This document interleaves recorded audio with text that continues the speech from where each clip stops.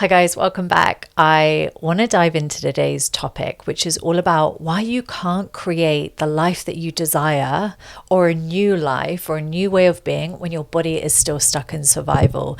And this is something that comes up over and over and over again when you find yourself at new levels in business or new levels of success.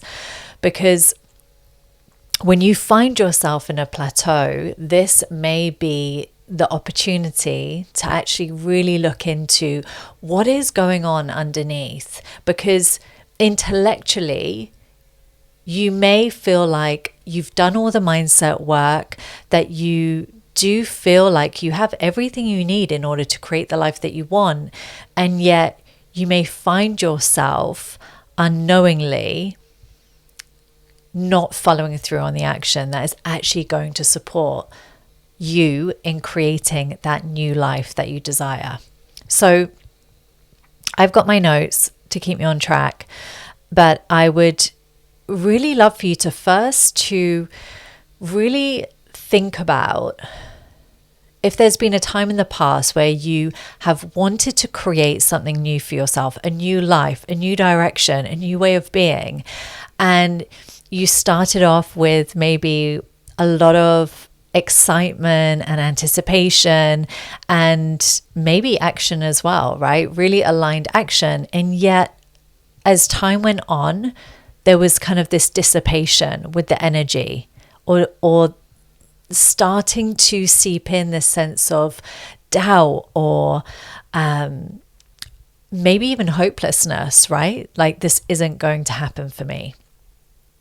And so this is when you can find yourself at this point where you're like, I've done all of this mindset work. I've done all the affirmations. I've built my vision board. Why is it not happening, right? Why is it not happening? Why am I not creating or living the life that I want to live right now? And the thing is, you're not blocked.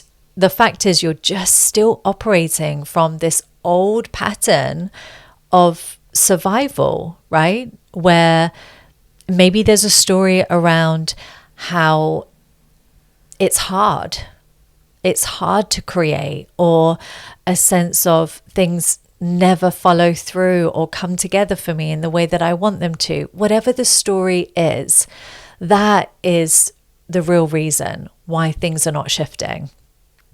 So I want to preface that manifestation really starts with safety, not strategy. Because if your body doesn't feel safe to actually receive what it is that you say that you really desire, there's going to be this internal conflict, and it's going to feel like one step forward, two steps back. And we've spoken about this briefly, right?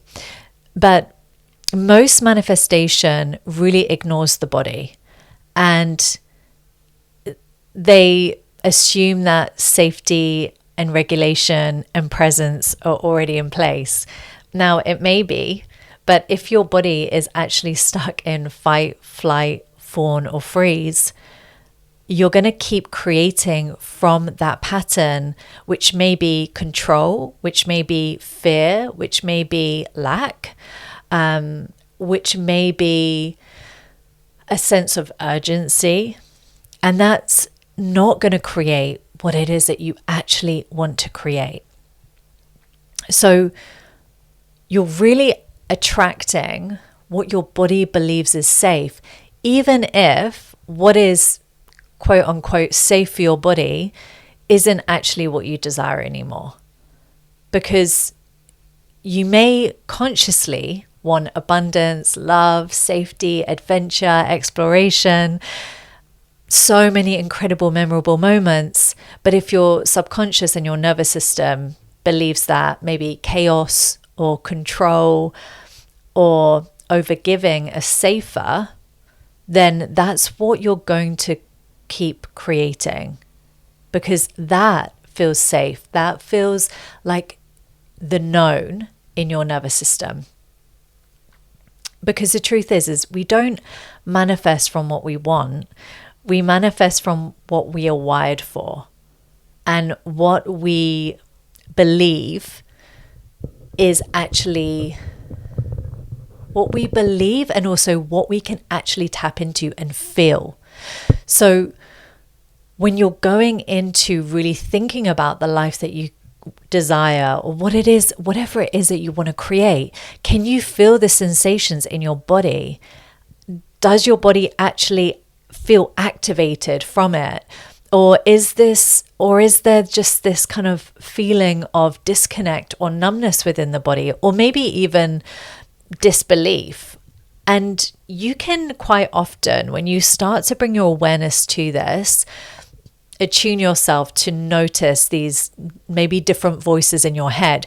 One that is like the intellect, which is like, yes, I'm worthy of this. Yes, I desire this. But then underlying, there may be this quiet whisper that's like, that's not going to happen for you, or you don't know how to create that, or whatever it may be. Simply having that awareness to understand, where is the conflict? Are you able to actually physically connect with the sensations within your body when you think about the desired life, or the desired career or outcome or love, or whatever it is? Can you actually feel it in your body? And this is really, really important, because if you cannot physically feel it, then it's almost going to be impossible to create it from that place of overflow, from that place of presence, of safety, of regulation. And this is why really understanding and attuning your nervous system is really important, because it can be very subtle the way that it can sneak in to your day-to-day choices in your business or in leadership or whatever that looks like. You may find yourself making a decision from urgency, from lack. Even if the intention may be really true, there can be this lack around this desire for wanting it to be a certain outcome, attaching to the outcome of it, that then sways the actions and the choices that you make.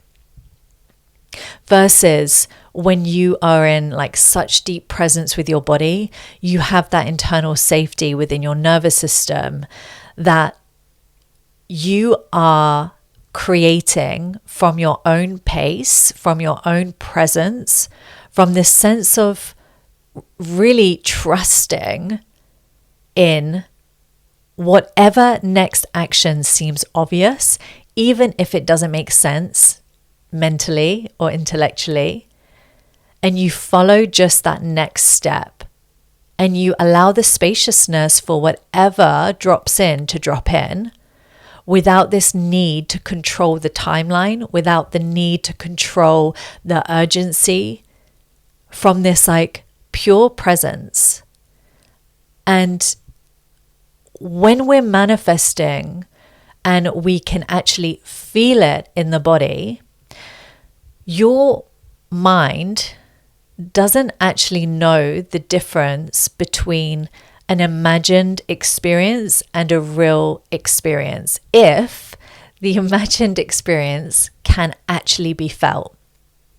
So if you're running through something in your head that you desire to create, but you've got no emotion, you've got no sensation, then it's not going to create the same results. If you can visualize yourself in so much depth and so much detail that it actually emotes sensation in the body, then you can start to play with that visualization to allow yourself to experience the sensations and the joy and the bliss of already having whatever it is that you desire before you even have it. And when you do emote emotions, expression, sensation in the body at this amplified rate, then your body and your mind believes that that is actually real. And that's when you can really powerfully manifest, not simply from the head telling you something, because I'm sure you've experienced this, right? You've said that you wanted something and you've closed your eyes and maybe you've gone into visualizations before, you've thought about manifestation before, and you bring that desire to mind. And inside the body or inside the head, there's like this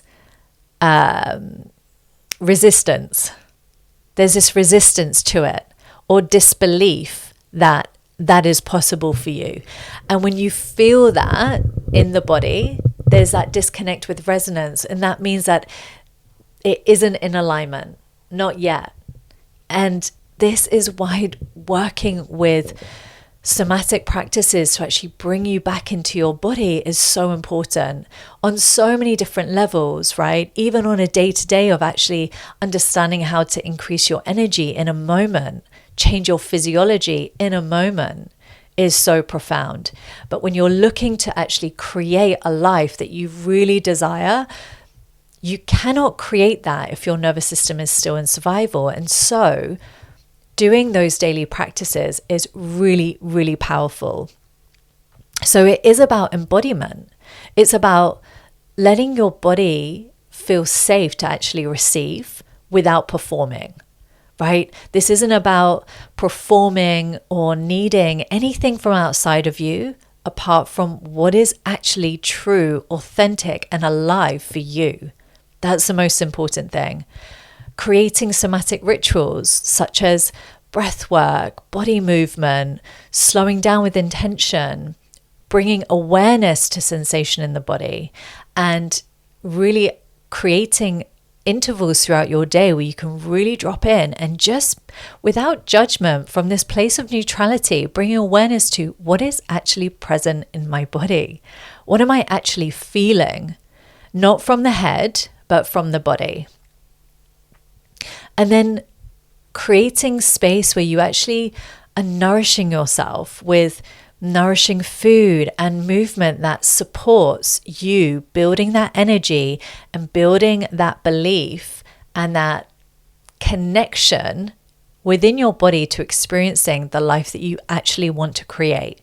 And for me, this is something that I do when I run, when I work out.